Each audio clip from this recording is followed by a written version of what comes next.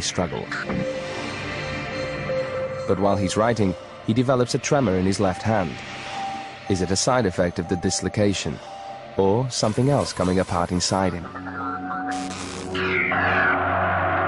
Once Hitler is released, he rises to prominence in a country riddled with inflation, unemployment, and political instability. He subjects his body to a punishing schedule as he campaigns for the National Socialist, or Nazi Party, across Germany. Deutschland und hinter uns kommt Deutschland!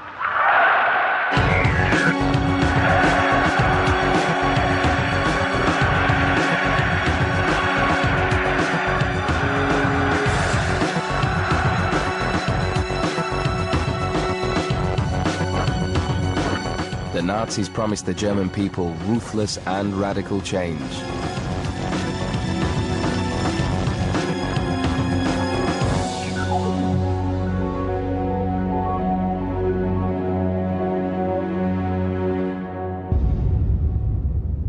Many people, including many good liberal people, including many good social democrats, nevertheless said, yes, we thought that actually it was worth voting for Hitler because we thought he actually might make a difference. There is something which is powerfully attractive about identifying with someone who seems to be so single-minded, so one-dimensional as Hitler comes across, especially for people who are frightened or conflicted. Hitler is fired up with a missionary zeal and pushes himself to the limit. In one 2-week period, he delivers 50 speeches in 50 different towns across Germany.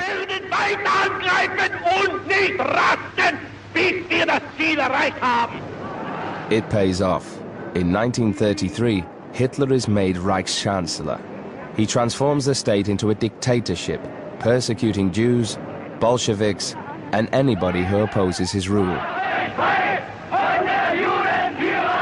Germany is changing.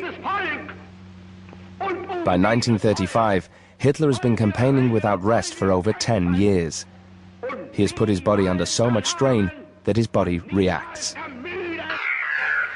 As a child, he suffered from acute stomach pains.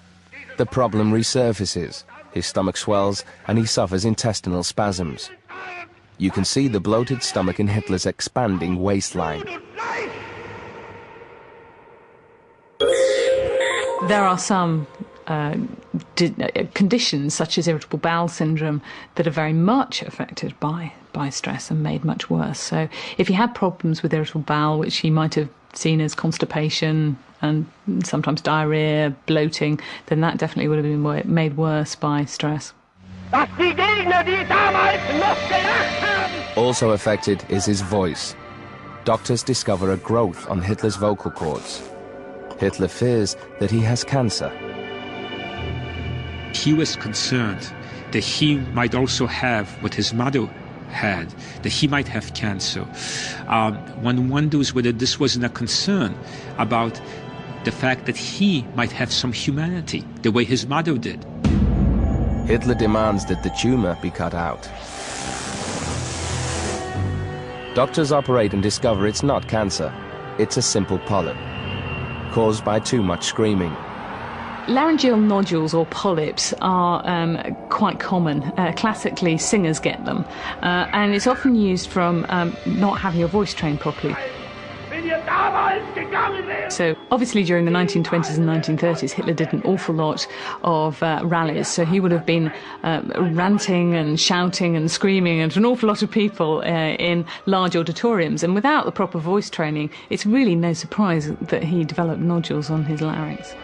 The polyp is cut out, but the fear of cancer brings out Hitler's latent paranoia about his health. It's a paranoia that will escalate with far-reaching consequences. He takes control of the media so that only images of a strong leader are presented to the people. And the people go along with it. There was the adulation in his early years that he was exposed to constantly. It must have been a very heady thing. He must have somehow believed that he was the embodiment of the German people. They certainly treated him that way.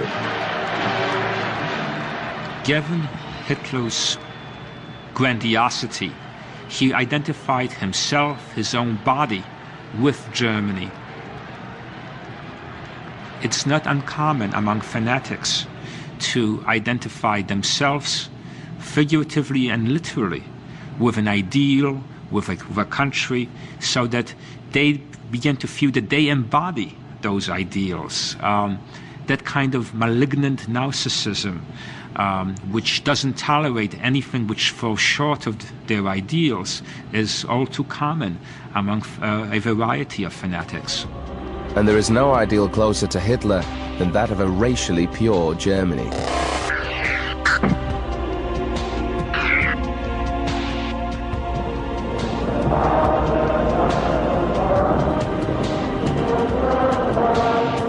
Da muss der deutsche Junge der Zukunft lang und rank sein, flink wie Windhunde, zäh wie Leder und hart wie Kruppstahl.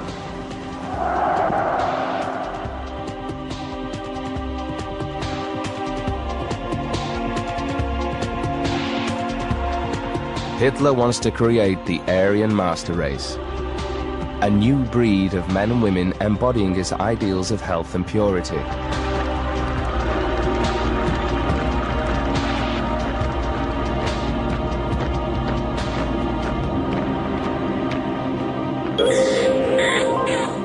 Of course, this ideal is far removed from Hitler himself. His own body is continuing to fall apart. His stomach cramps are worsening, he suffers constipation, and most embarrassingly, severe flatulence. Often his condition is strong enough for him to have to excuse himself from meetings. Hitler suffered from a variety of gastrointestinal complaints. He had something that was called meteorism, which simply meant dilatation, expansion of the belly filled with gas, and I suspect, in fact, that Hitler was an aerophagist. In other words, he swallowed gas. Desperate to find a cure for his gastric problems, Hitler creates a vegetarian diet. He takes simple meals of soup and mashed beans. Wherever he travels, his staff make sure he's supplied with a fresh stock of garden vegetables. He gradually eliminated all the rich foods and the fatty foods, rich pastries, which he'd previously enjoyed. He was a man who liked his food. But the vegetarian diet only makes things worse. There are certain foodstuffs that will tend to encourage the production of more gas than others, a classical being a vegetarian diet of beans and vegetables, which Hitler himself enjoyed. Hitler also has to liquefy his food because his teeth are in such an appalling state. He has bad breath and suffers from inflammation of the gums. By the time he reaches his mid-40s, he has only 14 of his natural teeth remaining.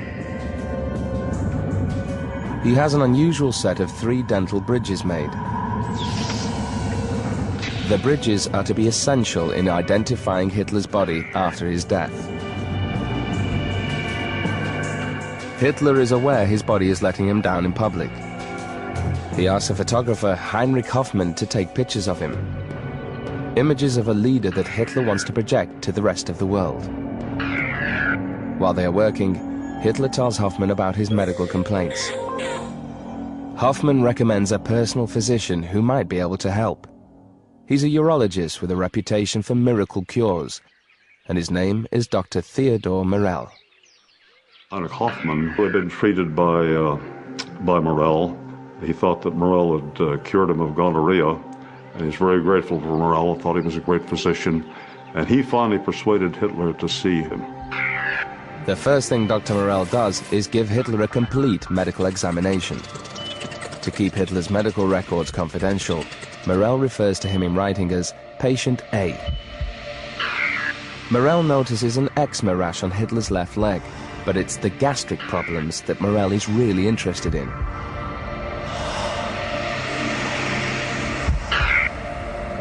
To discover the source of Hitler's complaints, Morell turns to the Führer's feces.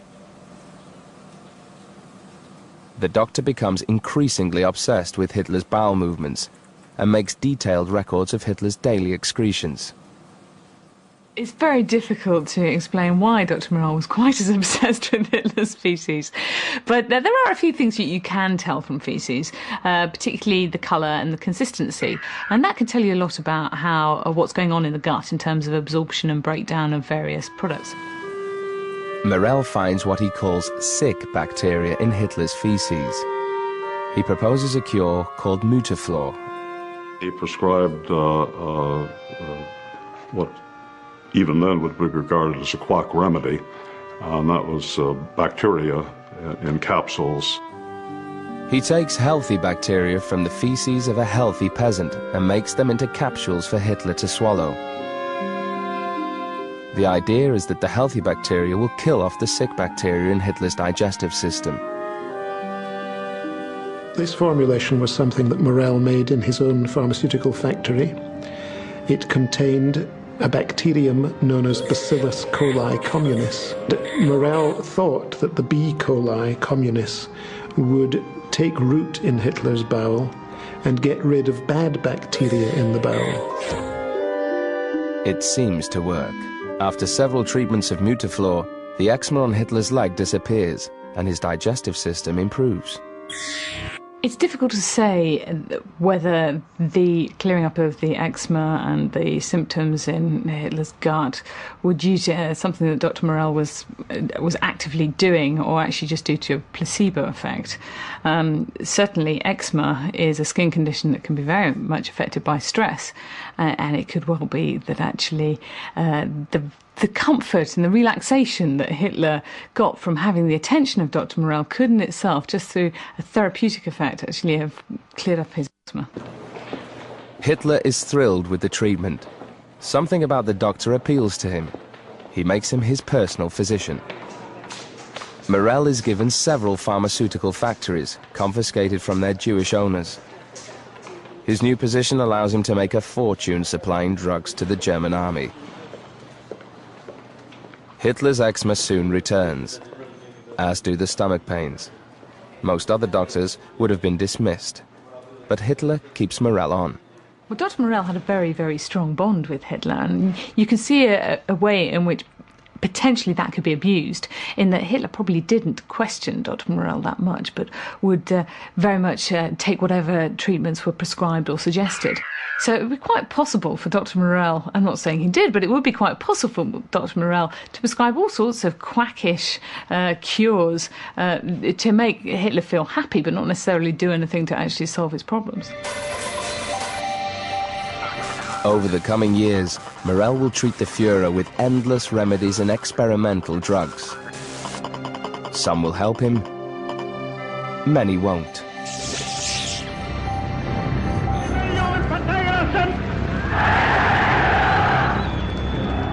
By 1937, Hitler is making grand plans for Nazi Germany, but his hypochondria convinces him his own body is giving up on him.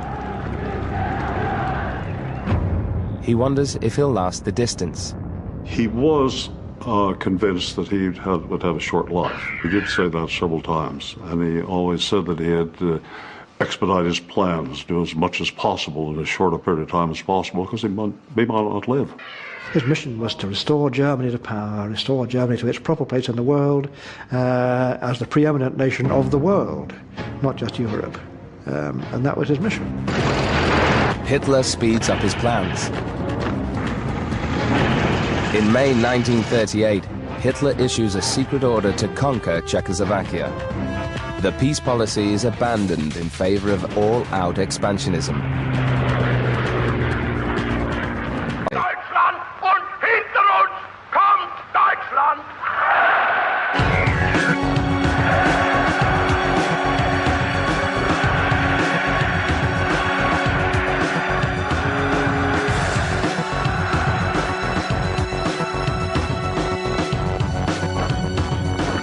The Nazis promised the German people ruthless and radical change.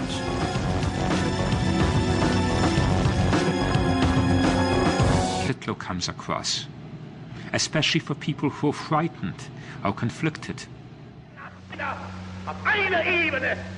Hitler is fired up with a missionary zeal and pushes himself to the limit. In one 2-week period, he delivers 50 speeches in 50 different towns across Germany.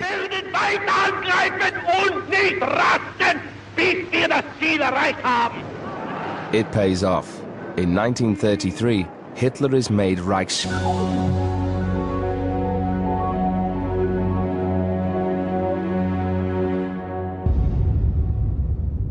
Many people, including many good liberal people, including many good social democrats, nevertheless said, yes, we thought that actually it was worth voting for Hitler because we thought he actually might make a difference. There is something which is powerfully attractive about identifying with someone who seems to be so single-minded, so one-dimensional as Chancellor. He transforms the state into a dictatorship, persecuting Jews, Bolsheviks, and anybody who opposes his rule. Germany is changing. By 1935, Hitler has been campaigning without rest for over 10 years. He has put his body under so much strain that his body reacts. As a child, he suffered from acute stomach pains, the prize struggle. But while he's writing, he develops a tremor in his left hand. Is it a side effect of the dislocation, or something else coming apart inside him? Once Hitler is released, he rises to prominence in a country riddled with inflation, unemployment, and political instability. He subjects his body to a punishing schedule as he campaigns for the National Socialist or Nazi Party across Germany.